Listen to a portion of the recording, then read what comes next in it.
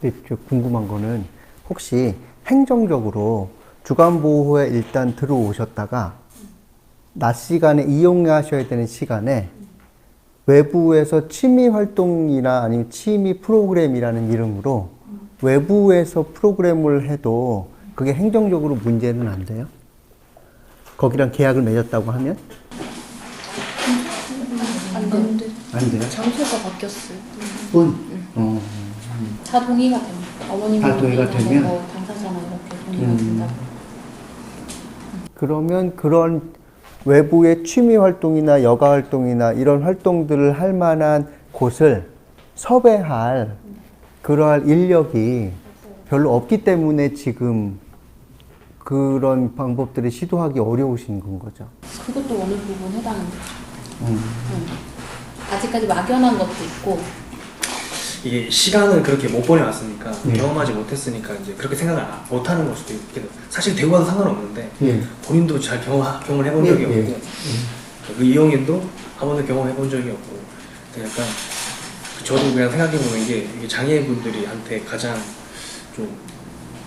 이제 부족하다고 하는 게 생각해보면 이제 경험 같은 거거든요. 이게 저희 같은 경우는 이게 사회생활 하면서 경험을 하잖아요. 관계 속에서도 경험인데 관계도 거의 없고 경험을 못 하다 보니까 선택하는 데도 문제가 있고 가능한 인원들은 가능한 분들은 그런 부분들이 제일 크잖아요. 그리고 저희 어머니들도 반대로 뒤집어 보면 어머니들도 그런 경험이 없기 때문에 예를 들면 뭐 저희 센터 같은 경우는 1년에 센터에서 어떤 이런 사건들이 있으면 그걸 경험해보지 못했으니까 이제 불안해하는 경우도 있고 자기가 생각하는 경험이랑 다른 경험이면 또 반대로 생각하는 경우도 있고 그래서 그런 부분이 이제 경험을 어떻게든 근데 이거 아까 이 얘기가 비슷한 것 같아요. 이렇게 할 수 있을 만큼 계획하고 좀 천천히 그 저희가 노인복지관에 같이 있다 보니까 교육도 하나 받았는데 그러니까 이게 약간 우리나라 특성하고도 연관이 되겠는데 그러니까 그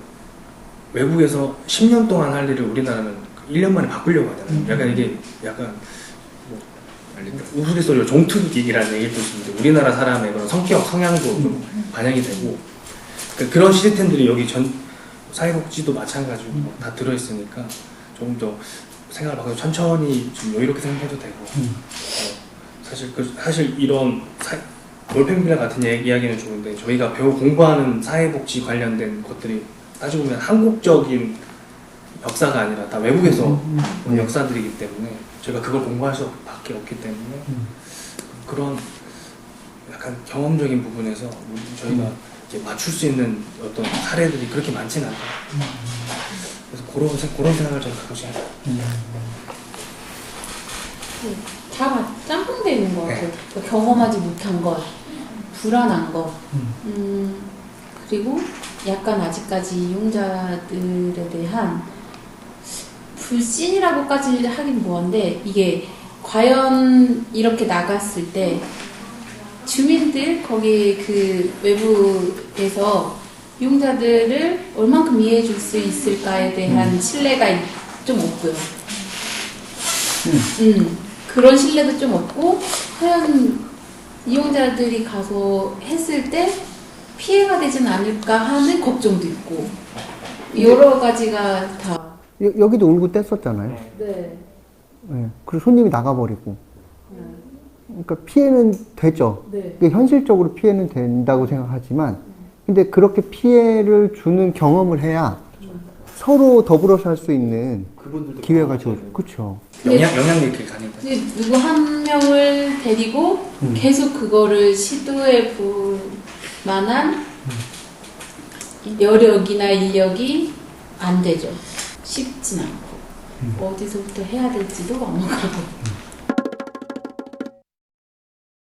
저는 이 생각은 있었거든요. 그 사회 활동을 조금이라도 할 수 있는 체계가 있으면, 그러면 여기 계시는 분 중에서 일부라도 나가시게 되면, 그럼 여기에 여유도가 조금 더 생기게 되고, 그렇게 될 텐데, 밖에 나갈 만한 곳을 찾을 사람이 없다 보니까 안 나가게 되고, 안 나가게 되니까 여기에서 계속 부딪히게 되고, 여기서 부딪히니까 여기에서 스트레스도가 더 높아지고 그러면 직원의 그 힘듦도 여전히 유지되어지는 뭐가 닭이고 뭐가 알인지는 모르겠으나 이게 사회활동을 하는 것이 되어야 주간 보호센터가 아니라 주간에 내가 생활을 하는데 그 생활의 범위가 지역사회로 넓어지는 그렇게 되지 않을까? 근데 그러면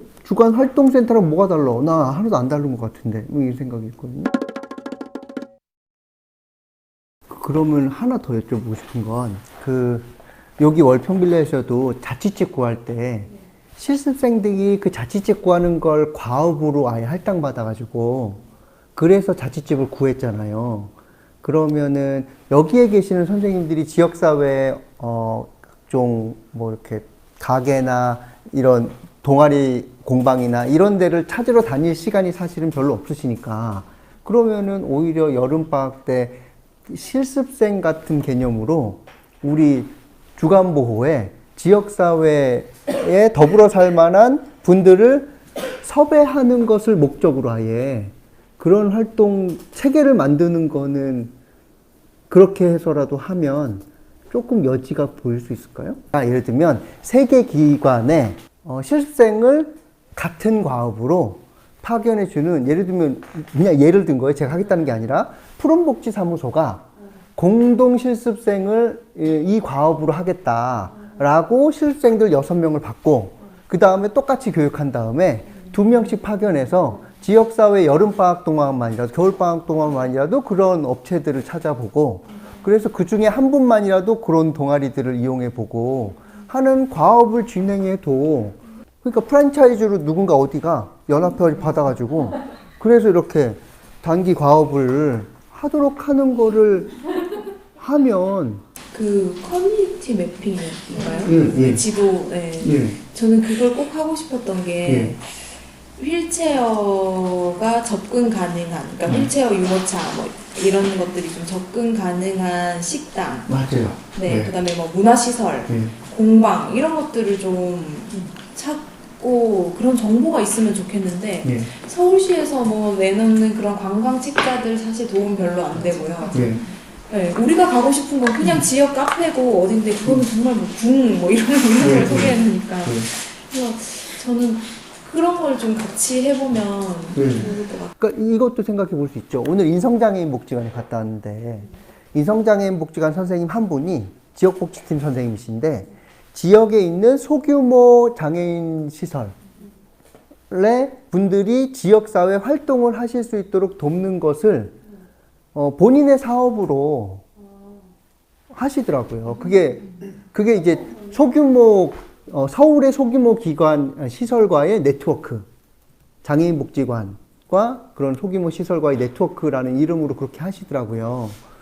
그러면 사실은 만약에 제가 한다고 해도 그냥 구상만 해보는 거예요. 제가 저도 하고 그리고 이 근처에 있는 연결할 수 있는 장애인 복지관 하나 잡아서 그래서 학생들이 실제로 장애인 주간보호센터에 선생님들이 지역사회 방문하고자 하는 역할들을 대신할 수 있도록 장애인복지관하고 이렇게 네트워크 맺어서 하면 장애인복지관도 그게 사업화되는 거고 그리고 여기는 실제로 필요한 역할들이 되는 거고 실생은 실무를 경험하는 거고 다 될 것 같은데 개별 기관으로 돌파하려면 너무 힘드니까